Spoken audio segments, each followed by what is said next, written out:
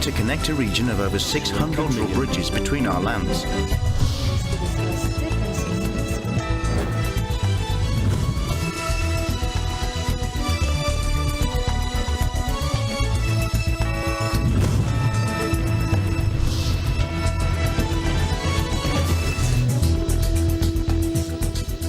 Good evening, I'm Alma Angeles, and you're watching ASEAN in Focus on tonight's headlines. President Marcos said the commemoration of Araw ng Kagitingan shows to the whole world the Filipino people's indomitable spirit in the face of challenges and adversity. The Day of Valor is celebrated every April 9th. Valor. Meanwhile, at the same event, Japanese ambassador to the Philippines, Koshikawa Kazuhiko, has called for a peaceful resolution to the issues surrounding Taiwan, saying it would affect the peace and security of neighboring countries and the livelihood of their citizens. The Japanese envoy was referring to China's three-day military drills encircling Taiwan that started over the weekend. Meanwhile, China is accusing the U.S. carrier of illegally intruding into its waters, it claims, in the South China Sea. After the U.S. Navy said its guided missile destroyer, the USS Milius, had sailed through the area, Taiwanese Defense Ministry says the PLA Shandong and the USS Nimitz were seen near the island, two of them amid fury from Beijing over the meeting of House Speaker Kevin McCarthy and President Tsai Ing-wen. And the World Health Organization says climate change, deforestation, and urbanization are causing an uptick in outbreaks of diseases spread by mosquitoes like dengue, Zika, and chikungunya.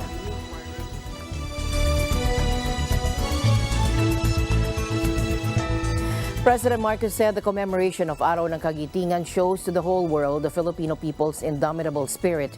This in the face of challenges and adversity. The Day of Valor is celebrated every April 9th, marking the annual commemoration of the fall of Bataan on April 9, 1942, and the bravery shown by the Filipino and American soldiers against invading Japanese forces during World War II. Let's take a look.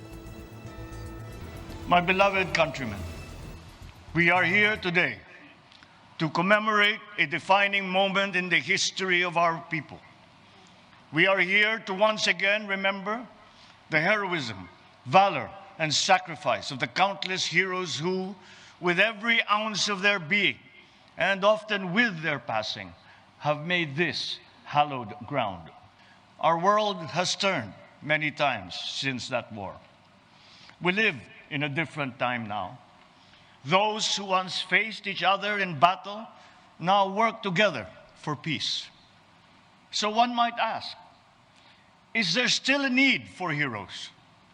Do we still have within us Filipinos that character of heroism that has defined us as a people for all our history? We need only look around us to find the answer. We see it in our veterans, some of whom are here with us today.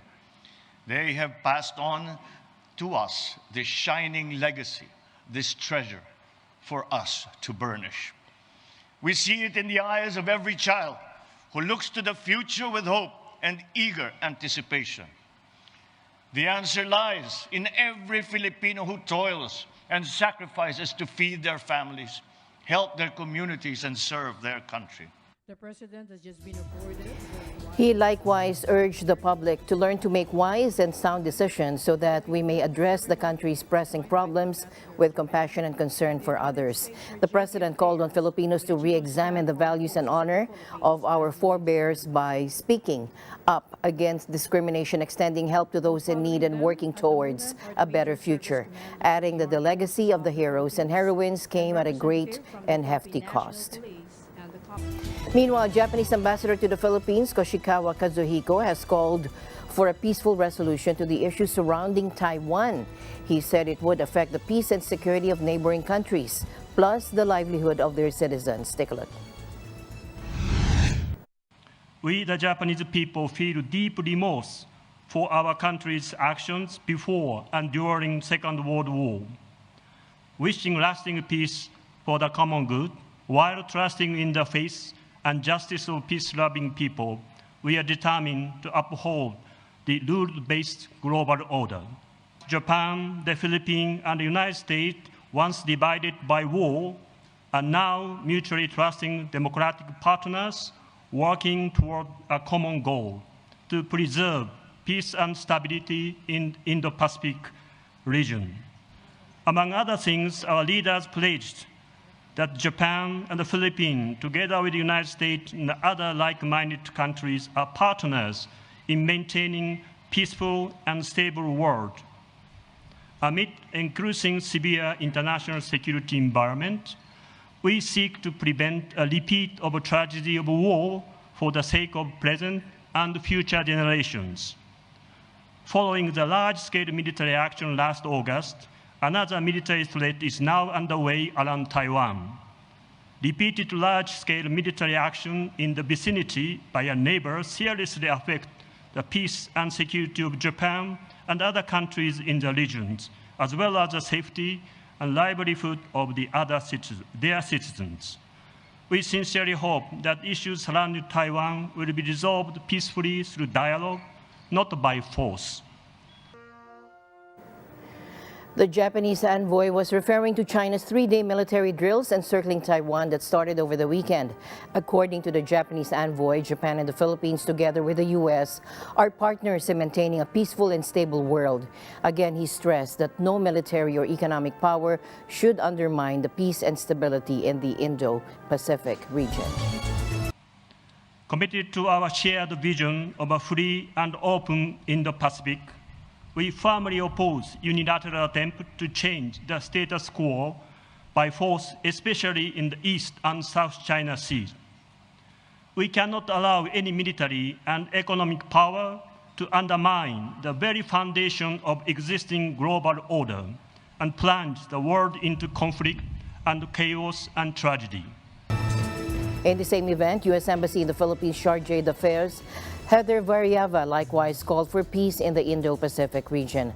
According to Ambassador Varieva, the U.S. remains committed to being the Philippines' friend, partner, and ally. Let's listen in.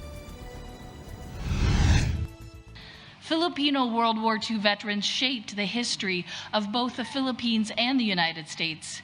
We all owe them an immeasurable debt of gratitude for their valor and their sacrifice. As we recognize and honor the Filipino and American veterans this week, it is also important to acknowledge the courage of the soldiers and civilians in Ukraine who have been ceaselessly fighting for the same principles of freedom and democracy that underpinned our alliance here. The United States stands with Ukraine. I would like to also echo the words of my colleague, the Japanese ambassador, and calling for the peaceful, prosperous, open, free Indo-Pacific and the rules-based order that we all have enjoyed for the last 70-plus years. The United States stands united with the Philippines as friends, partners, and allies. As stated by President Biden, Vice President Harris, Secretary of State Blinken, Secretary of Defense Austin, and numerous other U.S. leaders, our commitment to the U.S.-Philippine alliance is ironclad. This alliance, established following World War II, continues to unite and inspire generations of Filipinos and Americans. We have diplomats at our embassy here in Manila whose grandparents served in the Philippines during World War II. The past is with us in many ways. She also mentioned that more than 12,000 American service members will visit the Philippines this month to work with Filipino service members in the largest Balikatan exercise ever held. In a related news, Taiwan's defense ministry said their air defense units are now on high alert and will react to contingencies accordingly as China conducts its war games around the island. Taiwan detected 11 Chinese warships and 59 aircraft around the island on Monday as Beijing's war drills entered their third day. PLA's recent harassment with their assets has destabilized the region. This time, President Tsai's visit became their excuse to conduct exercises, and their actions have severely jeopardized the security of the surrounding region. Meanwhile, our air defense units have remained on high alert. They closely monitor every possible target and react to contingencies accordingly. We're really shocked that, and I hope it's not gonna be a real war now. Yeah. Are you worried at all? Of course, we're worried about that. But like, we see the war in the Russia and Ukraine. Everybody think that's impossible, but it suddenly just happening one day. So we're still afraid that maybe be a example for us, the situation from Taiwan and China. If China want to conquer this, that would happen really fast. Yeah, we don't have that much power to defend, I think. Yeah, so small here and so less people here, and I don't think our weapon is good enough to defend that. Yeah, because like the government told us we're good, we're strong, and we don't need to afraid that, because all the people, like you can search on internet, you can search on really sources, we know that they're stronger than us actually. Yeah, but for people, we all don't want the war. We think that Chinese people also don't want the war also. 不需要再增加那些不必要的那个军事上的那个，因为这边我说，毕竟哦，百姓哦，他也不希望有战争，像那个俄乌战争那样子，然后那个太恐怖了，那打下去，那个这个什么，这个对百姓啊，就流离失所，这个很感慨的，因为那个战争的那个影响是对百姓，尤其我们这个老百姓啊，影响非常大。我可能比较坦然就比较释怀，就真的打那个也没有办法，但因为我心里的认同，我绝对就是一位台湾人，对，就是在接受这边的教育，这边的民主体制。如果说真的要打仗了，那因为我哥他也符合他也符合身份，我们要一起当征召我们都要去反抗，去保护我们的国家。对，我自己心情比较放松啦。我说，哥，如果要打仗哈，我们两个一起去。对，你就不用担心啊，不管怎样我都会跟你一起。The military activity in the Taiwan Strait intensified on April 5, with both China and the U.S. both deploying their aircraft carriers in the waterway between Taiwan and mainland China. On April 3, the spokesperson for China's foreign ministry, Mao Ning, issued a warning and said that China would take strong measures to protect the integrity and sovereignty of its territory. China's Shandong aircraft carrier was spotted around 200 nautical miles east of Taiwan, while the USA's Nimitz aircraft carrier was seen about 400 nautical miles off eastern Taiwan. The Taiwanese Defense Ministry said a fleet of the People's Liberation Army, led by the Shandong aircraft carrier, transited through the Bashi Channel situated between Taiwan and the Philippines before moving into the waters southeast of Taiwan. Meanwhile, China is accusing the U.S. carrier of illegally intruding into its waters, it claims, in the South China Sea, after the U.S. Navy said its guided missile destroyer, the USS Milius, had sailed through the area. Missile destroyer USS Milius illegally intruded into the waters adjacent to the Meiji Reef in China's Nansha Islands without the approval of the Chinese government, according to Tian John Lee, spokesman for the Chinese Military Southern Theater Command, in a statement adding that Beijing's Air Force followed and carried out surveillance of the vessel. The U.S. Navy, for its part, said its guided missile destroyer in the USS Milius sailed through the waters claimed by Beijing in the South China Sea in a freedom of navigation operation today. The operation upheld the rights, freedoms, and lawful uses of the sea, the Navy said in a statement. After the operation, it said the Milius exited the excessive claim area and continued operations in the South China Sea. In tonight's other news, at least 4 people were killed in a shooting in southern Thailand, according to police, with local media reporting that officers were still searching for the suspect. The attack started at about 5 p.m. local time in Kerirat Nikom district in Surat Thani province, roughly 600 kilometers south of the capital Bangkok. Local media said the shooting happened near the home of a former village head. Thailand has high rates of gun ownership, and there has been a steady trickle of violent incidents in the past 12 months. The kingdom was stunned in October after a former police sergeant murdered 36 people, 24 of them children, in the northeastern Nong Bua Lampu province. Police said at least 72 people have died drowning in the Philippines since the start of this month. They attributed the unusually high figure in part to millions hitting the beach for the Catholic Holy Week. Philippine National Police spokeswoman Colonel Jean Fajardo said the high toll was partly due to revenge travel as the country emerges from years of mobility restrictions to contain the coronavirus. A breakdown of the fatalities wasn't immediately available, but Fajardo said the victims included children who were left unattended by guardians while swimming, as well as people who hit the beaches while drunk. The World Health Organization has said drowning is the third leading cause of unintentional injury deaths worldwide, with an estimated 236,000 fatalities annually. Meanwhile, Thailand's Chiang Mai was ranked the world's most polluted city, with authorities now urging its people to work from home to avoid the hazardous air. Take a look. อย่างเงี้ยแต่คือมาถึงปุ๊บคือแอบตกใจนิดนึงค่ะเพราะว่าเราก็ไปมาเชียงใหม่บ่อยมากเมื่อปีที่แล้วคือมาหลายครั้งมากค่ะแต่พอมาปีนี้ก็รู้สึกว่าคือหนักเอาการค่ะช่วงนี้ประมาณสัก 20% นะครับหายไปเยอะแต่ว่ามันก็สวิงนะครับเพราะนักท่องเที่ยวเขาจะดูวันต่อวันเลยเรื่องของ pollution พอ pollution มันดาวลงเนี่ยช่วงนี้เริ่มดาวลงมานิดนึงนักท่องเที่ยวก็เริ่มมีจองเข้ามาในช่วงพีเรียดก่อนสงกรานต์แต่ก่อนสงกรานต์ Smoke from forest fires and farmers burning crop stubble has blanketed the popular tourist destination in recent weeks. Thailand has been choking on heavy air pollution since the start of the year, caused in part by seasonal agricultural burning. Nearly 2 million people have needed hospital treatment for respiratory conditions caused by air pollution this year, according to the Public Health Ministry.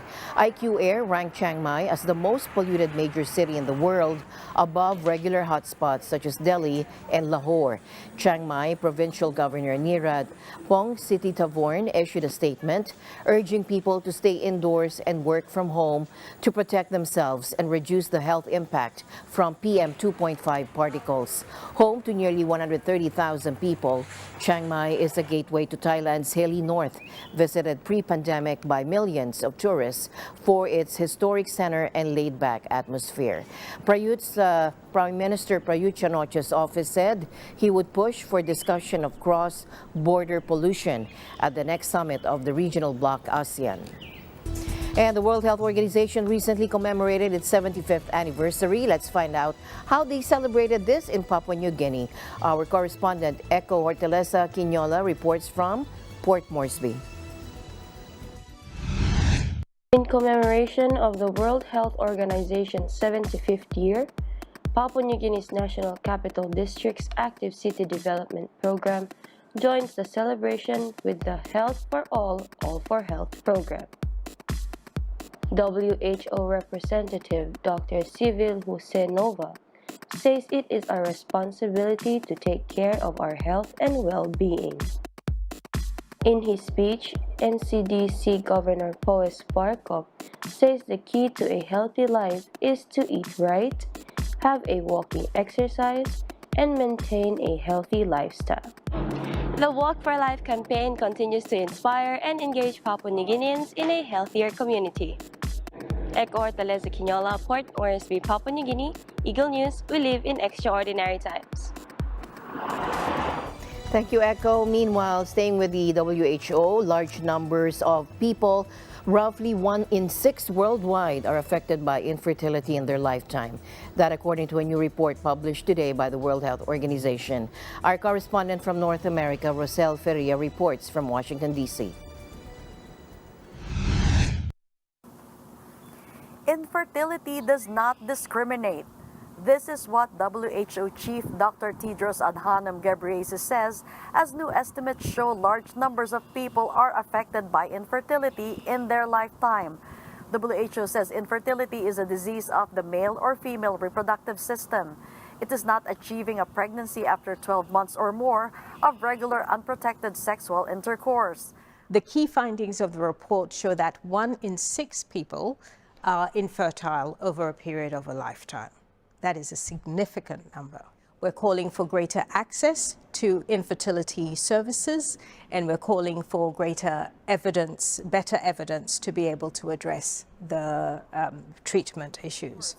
Another concern is that infertility can cause significant distress, stigma, and financial hardship.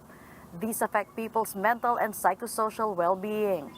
The infertility has not had much attention globally, and this is largely because there has been, in the population discussions, there has been much more of a focus on contraception rather than infertility. And so it just has not been prioritized. And the report shows just how critical the question is and just how critical the need is. 1 in 6 is a lot of people. WHO says after seeking treatment for infertility, millions of people face catastrophic healthcare costs. WHO warns that this makes the disease a major equity issue and a medical poverty trap for those affected. WHO's Dr. Pascal Alotti says better policies and public financing can significantly improve access to treatment. This is just the beginning of this work. What WHO needs is a baseline on which we can begin to develop more evidence for the area of work, to begin to make sure that the services are available. And so this is an opportunity for us to determine or to demonstrate the importance of the issue. And also for your anticipation, there will be a report that is the first guidelines that are developed for the area of infertility care. Rochelle Feria, Washington, D.C., Eagle News. We live in extraordinary times. Thanks, Rochelle. Meanwhile, climate change, deforestation, and urbanization are causing an uptick in outbreaks of diseases spread by mosquitoes like dengue, Zika, and chikungunya, according to the World Health Organization. Viruses causing these diseases, known as arboviruses, have long been public health threats in tropical and subtropical areas. But now, global warming is driving the spread of mosquitoes into new regions further south in the Americas and with the potential to threaten Europe. Let's listen in. Right now, around 129 countries are at risk of dengue, and it is endemic in over 100 countries. The reason also is that it is a very unique virus which has got 4 closely related serotypes, we call them, which is dengue 1 to dengue 4. Most people who get dengue first time, it's a very mild disease, probably with a simple fever and body ache. But there are occasions where you get a dengue a second time with another serotype. And that is when you end up with a severe case of dengue, which could lead to organ failure and death. The uniqueness of the Aedes mosquito is also that there are 2 unique features of this mosquito, which is unlike other mosquitoes. One, this mosquito's egg can remain dry for several months. And so it has a potential in a tree hole or in any container, there may be a small dry egg, which will hatch when it comes in contact with water within a few hours. It can hatch and the mosquito will emerge. So this dry egg is a big problem, big challenge, and we really can't trace them. The second challenge we have is this mosquito also has a habit of biting several people in one go.